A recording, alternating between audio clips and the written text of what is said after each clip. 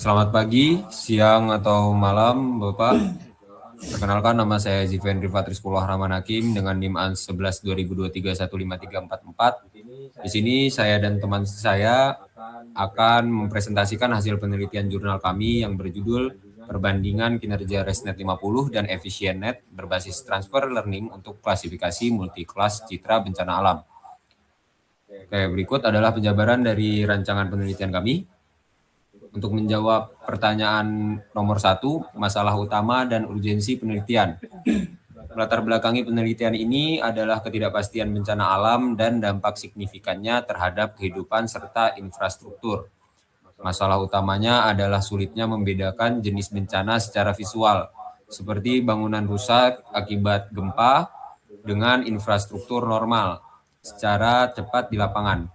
Topik ini sangat krusial untuk diteliti karena identifikasi visual yang cepat dan otomatis menggunakan kecerdasan buatan akan mendukung efisiensi strategi tanggap darurat dan mitigasi bencana.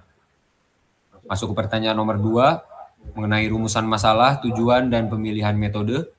Rumusan masalah dalam penelitian ini adalah bagaimana membedakan karakteristik visual bencana yang mirip dan arsitektur mana yang paling optimal untuk tugas tersebut. Tujuan kami adalah membandingkan kinerja model ResNet 50 dan EfisienNet. Kami menggunakan metode deep learning dengan pendekatan transfer learning untuk menjawab masalah tersebut. Karena model masih pre-trained, sudah memiliki kemampuan ekstraksi fitur dasar yang kuat, sehingga mampu mengenali pola visual yang kompleks dengan lebih cepat dan akurat. Dan selanjutnya kajian teori dan literatur. Untuk soal nomor 3, landasan teori kami adalah Convolutional Neural Network atau CNN secara spesifik arsitektur ResNet 50. Dan EfisienNet ResNet dipilih karena memiliki residual blocks yang memecahkan masalah vanishing gradient pada jaringan dalam. Sementara itu, EfisienNet dipilih sebagai pembanding karena menggunakan compound scaling yang menyimbangi resolusi kedalaman dan lebar jaringan. Pendekatan ini kami pilih dibandingkan membangun CNN dari awal atau scratch karena jauh lebih efisien dalam komputasi dan memberikan konvergasi yang lebih baik.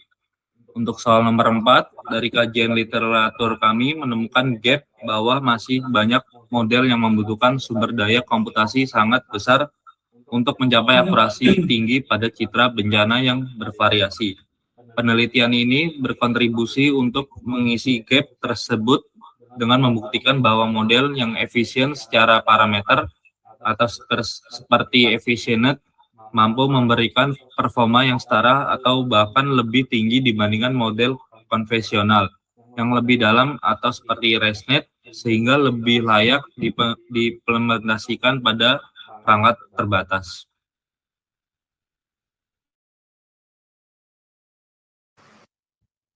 Dan kemudian soal nomor 5, metodologi, tahapan metode dan alasannya. Yang pertama ada praprosesan data atau filtering dan cleaning. Kami meratakan struktur folder dari dataset CDD agar mudah dibaca oleh sistem. Kemudian ada kedua, transfer learning menggunakan bobot ImageNet dan memodifikasi classification head seperti global averaging polling dan throughput untuk menyesuaikan dengan 10 kelas bencana kami. Kemudian ada ketiga, pelatihan model menggunakan optimizer Adam dan kategori cruise entropy karena cocok untuk klasifikasi multi-kelas yang dinamis. Kemudian nomor 4, evaluasi menggunakan metrik akurasi, presisi, rekal, dan F1 score untuk mengukur kinerja objektif. Kemudian ada soal nomor 6, memastikan validitas output. Untuk memastikan setiap tahapan menghasilkan output yang valid, kami mengintegrasikan mekanisme Allen stopping yang memantau validation loss selama 10 efforts. Selain itu, kami tidak hanya bergantung pada akurasi, melainkan menggunakan F1 score dan Corfusion metric untuk memastikan model benar-benar membedakan kelas, bukan sekadar menembak kelas mayoritasnya.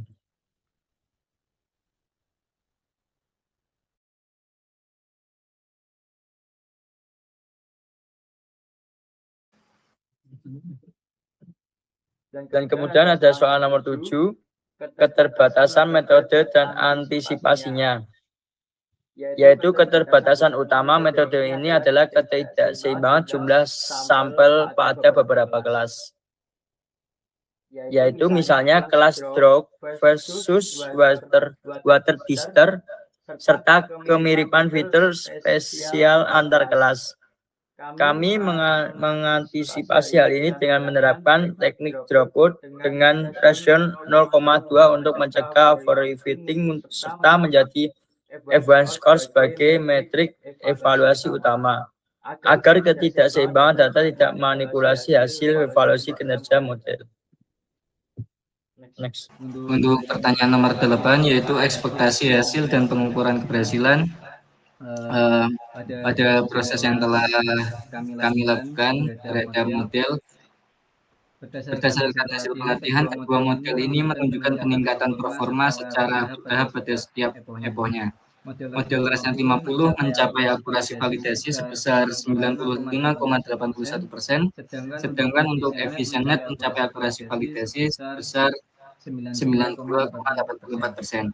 Hasil ini menunjukkan bahwa kedua model mampu mempelajari pola dari dataset dengan baik. Namun, ResNet 50 memberikan performa yang lebih tinggi pada dataset yang digunakan.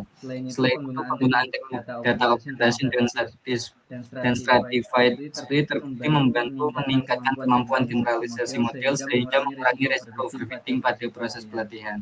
Performa pelatihan ini juga dianalisis menggunakan grafik training loss, validation loss, training akurasi, dan validation akurasi untuk melihat stabilitas proses pembelajaran model serta mendeteksi potensi overfitting. Kemudian untuk soal nomor 9 yaitu kontribusi untuk kesimpulannya dulu. Untuk kesimpulannya, model ResNet 50 ini menunjukkan performa yang lebih baik dibandingkan EfficientNet pada sebagian besar matrik evaluasi.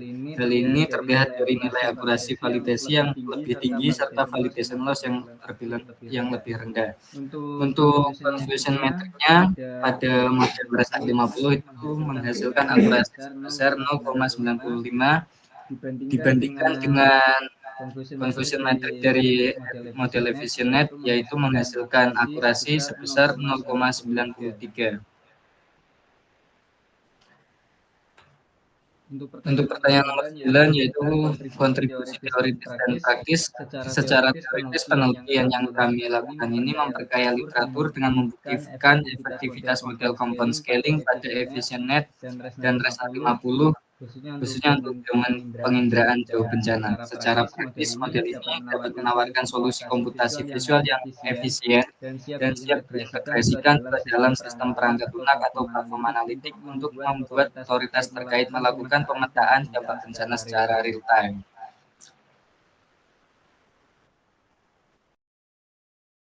Oke, untuk selanjutnya saya Ramadhani Artinta Biansyah dengan NIM A112023152336.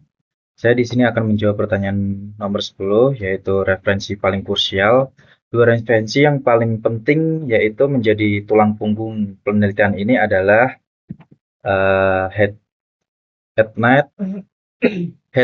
al. 2016 tentang Deep Residual Learning. Jurnal ini krusial karena mendasari arsitektur ResNet yang kami gunakan menjelaskan secara matematis bagaimana source code dan connection menstabilkan penelitian. Dan penelitian yang kedua ada Tan and Lin 2019 tentang EfficientNet. Ini adalah referensi inti untuk model penantang. Kami memberikan justifikasi menganggap penskalaan modeling secara seimbang, komponen scaling sangat penting untuk efisiensi komputasi. Dan untuk pertanyaan selanjutnya, kelebihan dan kekurangan dan analisis tidak dilakukan perbaikan. Kelebihan utama paper kami dibanding rujukan lain adalah kami melakukan komparasi secara langsung aplikatif pada dataset bencana alam yang kompleks dengan mengoptimalkan struktur transfer learning modern secara efisien.